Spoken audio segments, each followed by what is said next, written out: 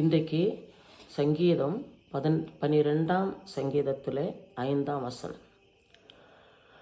சங்கீதம் 12:5 நமக்கு கர்த்தர் கொடுத்திருக்கிற வாக்குத்தத்தம். ஏழைகள் பாழாக்கப்பட்டது நிமித்தமும் எளியவர்கள் விடும் பெருமூச்சு நிமித்தமும் நான் இப்பொழுது எழுந்து அவர்கள் மேல் சீர்கிறவர்களுக்கு அவனை காத்து சுகமாயிருக்க பண்ணுவேன் என்று கர்த்தர் சொல்லுகிறார். இந்த வாக்கு தத்தம் கர்த்தர் கொடுத்தார்.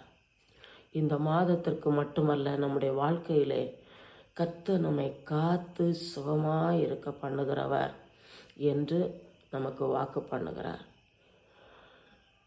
நான் எழுந்து காத்து சுகமாயிருக்க பண்ணுவேன்.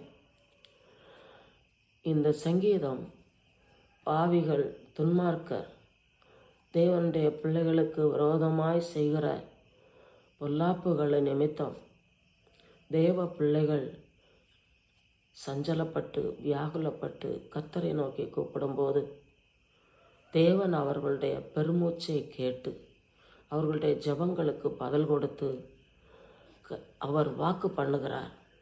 கர்த்தருடைய வாக்கு தத்தங்கள் அனைத்தும் கர்த்தரை நம்புகிற மக்களுக்கு அது ஆசீர்வாதமாகவே இருக்கிறது. அவர் ஒரு காலம் புறக்கணியாத தேவன். அவர் தமது வாக்கு தத்தங்களிலே உண்மை உள்ளவராயிருக்கிறார். கரம் பிடித்து நடத்துகிற பெரியவர் பெரிய காரியங்களை நமக்கு செய்ய இருக்கிறார்.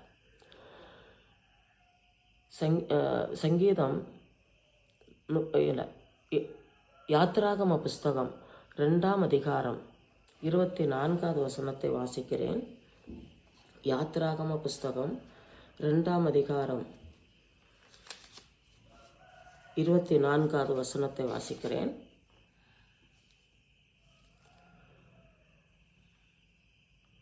தேவன் அவர்கள் பெருமூச்சை கேட்டு தாம் ஆபிரகாமோடும் ஈசாக்கோடும் யாக்கோபோடும் செய்த உடன்படிக்கையை நினைவு கூர்ந்தார். தேவன் வாக்குத்தத்தம் பண்ணினதை, உடன்படிக்கை பண்ணினதை நினைவு கூறுகிறார். எப்போதும் தான் தேவன் தம்முடையவர்கள் நெருக்கப்படும் நேரத்திலே அவரை நோக்கி கூப்பிடும்போது அவர் பதிலளிக்கிறார். எப்படி பதிலளிக்கிறார் என்றால் அது 14ஆம் அதிகாரத்திலே விளக்கமாக சொல்லப்படுகிறது. இஸ்ரவேல் ஜனங்கள் பார்வோனின் அடிமைத்தனத்தில் எகிப்திலே கஷ்டப்பட்டார்கள், ஒடுக்கப்பட்டார்கள், நெருக்கப்பட்டார்கள். அந்த நேரத்தில் முறையிட்டார்கள். மோசேயை தேவன் தெரிந்து கொண்டு கானான் தேசத்துக்கு வழிநடத்துவதற்கு அவர்களை அழைத்து கொண்டு வருகையிலே சிரமங்கள் அநேகம் இருந்தாலும் கர்த்தர் அவர்களை வழி நடத்தினார். இஸ்ரவேலர் புறப்பட்டு விட்டார்கள் என்ற உடனே பார்வோனும் சேனையும் அவர்களை பின்தொடர்ந்தார்கள். இவர்களால் கிடைக்கப்பெறுகிற ஆதாயம் நஷ்டப்படையுமே என்பதற்காக பின்தொடர்ந்தார்கள். அந்த நிலையிலே ஜனங்கள் முறையிட்டார்கள், பெருமூச்சு விட்டார்கள். மோசே கர்த்தரை நோக்கி கூப்பிட்டார். தேவன் பதிலளித்தார். 14ஆம் அதிகாரத்திலே என்ன சொல்லப்படுகிறது என்று சொன்னால், 14ஆம் அதிகாரம் 24லிருந்து வாசிக்கிறேன். கிழக்கு வெளுத்து வரும் ஜாமத்தில் கர்த்தர் அக்கினியும் மேகமுமான ஸ்தம்பத்திலிருந்து எகிப்தின்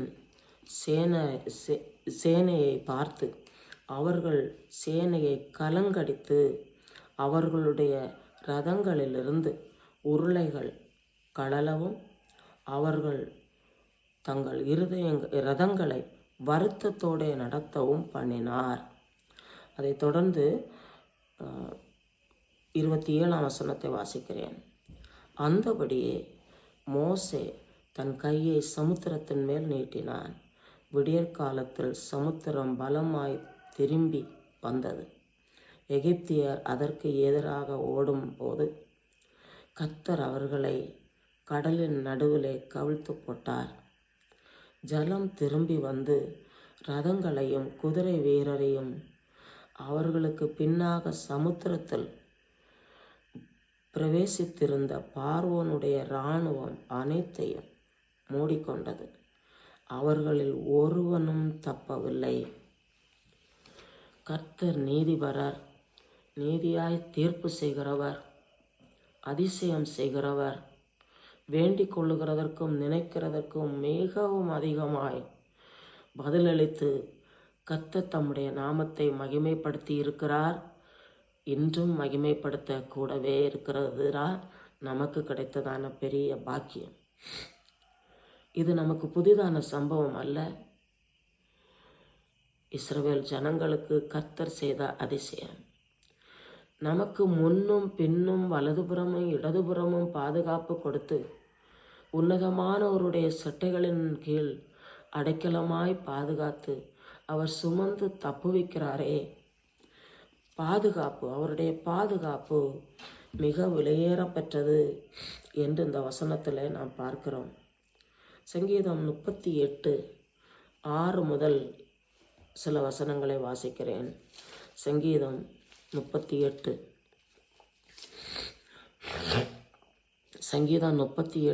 6 முதல். நான் வேதனைப்பட்டு ஒடுங்கினேன், நாள் முழுவதும் துக்கப்பட்டு திரிகிறேன்.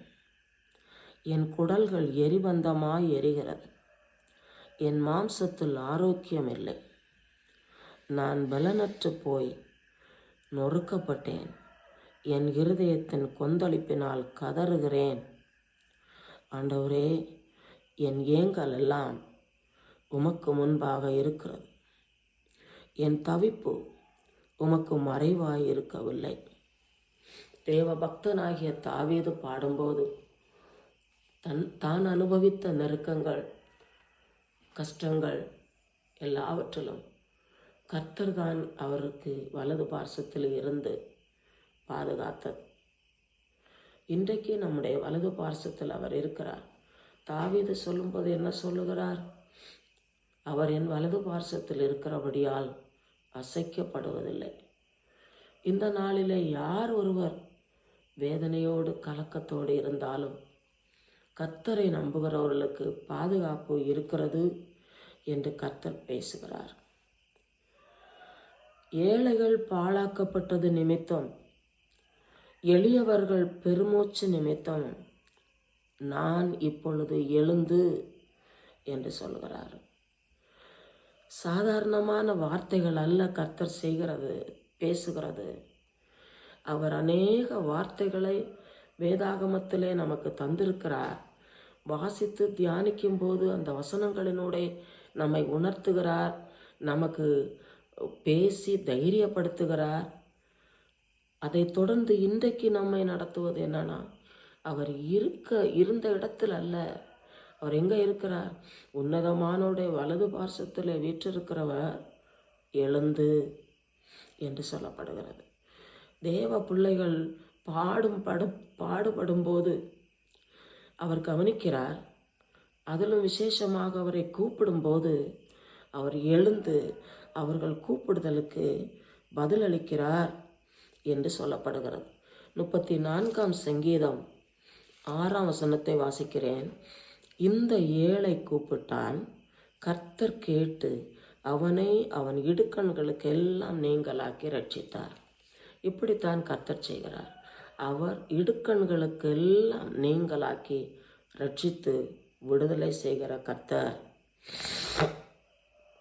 இன்னும் என்ன சொல்லப்படுகிறது என்று சொன்னால், அவர் ஏழைகளுக்கு இறங்குகிறவர்.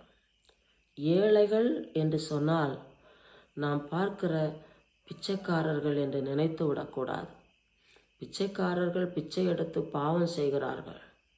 ஆனால் கர்த்தருக்காக ஏழைகள் உண்டு, கர்த்தருக்காக தரித்திரரானவர்கள் உண்டு, கர்த்தருக்காக எல்லாவற்றையும் இழந்தவர்கள் உண்டு. அநேகர் ஊழியக்காரர்கள், மிஷனரிகள் எத்தனை பேர் என்று கர்த்தர் அறிந்திருக்கிறார். நாம் கணக்கிட முடியாது. அனைத்து காரியங்களையும் கர்த்தர் அறிகிறார். மத்தேயு எழுதின சுவிசேஷம் 5 அதிகாரம் 3 வசனத்தில் வாசிக்கிறோம். துயரப்படுகிறவர்கள் பாக்கியவான்கள்.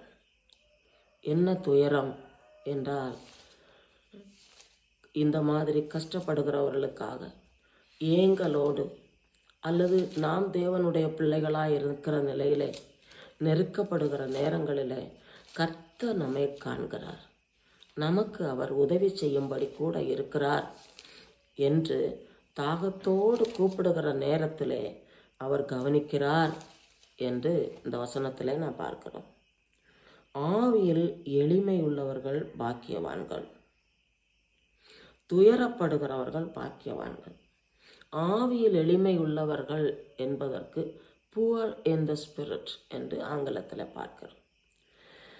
தேவ சமூகத்தில் எளிமையான உள்ளத்தோடு, தாழ்மையோடு, அர்ப்பணிப்போடு எந்த காரியத்தை கர்த்தரிடத்தில் கேட்டாலும் அதை அதிசயமாக நடத்தி தருகிற கர்த்தர் கூட இருக்கிறார். துயரப்படுகிறவர்கள் என்று சொல்லும்போது என்ன துயரம்? இயேசு கிறிஸ்து ரத்தம் சிந்தினார்.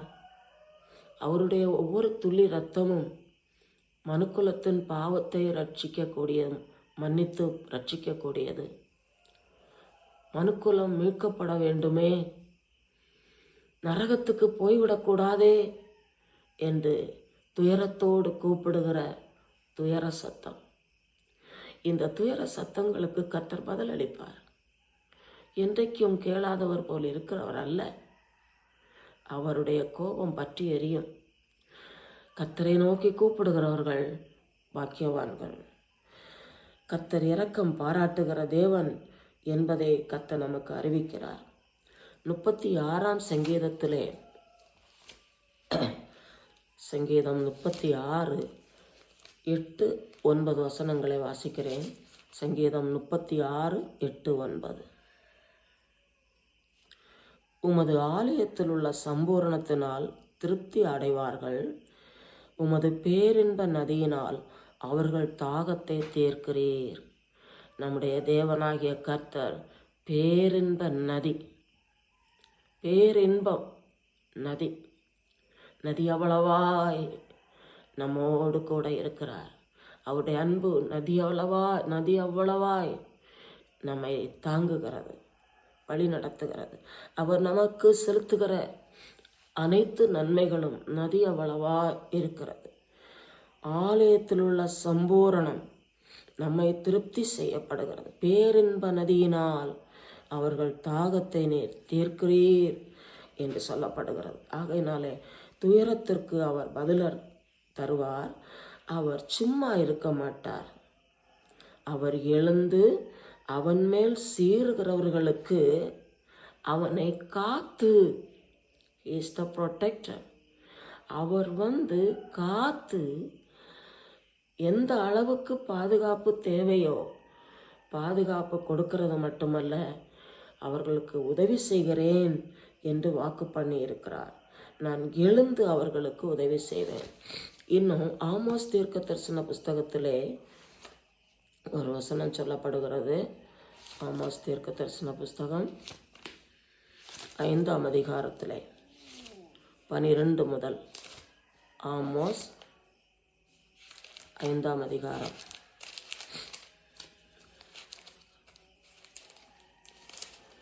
5ஆம் அதிகாரம் 12ஆம் வசனத்திலிருந்து வாசிக்கிறேன். உங்கள் மீறுதல்கள் மிகுதி என்றும் உங்கள் பாவங்கள் பலத்ததென்றும் அறிவேன். நீதிமானை ஒடுக்கி பரிதானம் வாங்கி ஒலிமுக வாசலில் ஏழைகளின் நியாயத்தை புரட்டுகிறீர்கள். ஆகையால் புத்திமான் அந்த காலத்திலே மௌனமாய் இருக்க வேண்டும். அந்த காலம் தீமையான காலம். நீங்கள் பிழைத்திருக்கும்படி தீமை அல்ல, நன்மையை தேடுங்கள். கர்த்தர் நன்மை செய்கிறவர், தீமையை பார்க்காத கர்த்தர் நன்மையை கட்டளையிடுவார். தீமையை நன்மையாக மாற்றுகிற பெரியவர் நம்மோடு கூட இருக்கிறார். இன்னும் ரோம நிருபம் 11ஆம் அதிகாரத்திலே, ரோமர் 11 3-4 வசனங்களை வாசிக்கிறேன். ரோமர் 11:3-4 கர்த்தாவே, உம்முடைய தீர்க்கதரிசிகளை அவர்கள் கொலை செய்து உம்முடைய பலிபீடங்களை இடித்து போட்டார்கள். நான் ஒருவன் மாத்திரம் மீதியாயிருக்கிறேன். என் பிராணனையும் வாங்க தேடுகிறார்களே என்று இஸ்ரவேலருக்கு விரோதமாய் விண்ணப்பம் பண்ணின போது அவனுக்கு உண்டான தேவ உத்தரவு என்ன? பாகாலுக்கு முன்பாக முழங்காற்படியிடாத 7,000 பேரை எனக்காக மீதியாக வைத்தேன். எலியா தேவனுக்கு முன்பாக நிற்கிற மனிதனும் தீர்க்கதரிசியுமாய் இருந்தார். கர்த்தருடைய வார்த்தைகளை அறிவிக்கிற போது துரத்தப்பட்டார். எலியாவை கர்த்தர் கைவிடவில்லை. இன்னல்கள் இக்கட்டுகள் கடந்து போக வேண்டி வந்தாலும் எலியாவோடு கர்த்தர் கூட இருந்து போஷித்தார். கேரித்தார் அண்டை விதவையின் வீடு கர்த்தர் என்றைக்கும் அதே பாடுகளினோட நடத்துகிறவர் அல்ல. ராஜாவுக்கு முன்பாக வெற்றி பகையோடு நிற்கும்படி செய்வார். அன்றைக்கு செய்தார். தேவனை நோக்கி முறையிட்ட போது தேவன் சொன்ன வார்த்தை தான், இன்னும் 7,000 பேர் மீதியாயிருக்கிறார்கள். நாம் தேவ சமூகத்திலே முறையிடுகிறோம். தேவனை நோக்கி கேட்கிறோம், இந்த ஜனம் ரட்சிக்கப்பட வேண்டுமே என்று கேட்கிறோம். நம்முடைய துயரங்கள் கர்த்தர் கேட்டு என்ன சொல்லுகிறார்? எழுந்து பதிலளிப்பேன். சங்கீதத்திலே சொல்லப்பட்ட எழுந்து பதிலளிப்பேன் என்று சொன்ன கர்த்தர் நமக்காக எழுந்து நிற்கிறார் என்பதை அறிந்து கொள்வோம். காலம் சமீபமாயிற்று. கர்த்தரின் அதிசயங்களை அனுபவிக்கும் காலம் வெகு சீக்கிரம். கர்த்தரை தொழுது கொள்ளுகிறவர்கள் பாக்கியவான்கள். ஜெபம் பண்ணுவோம்.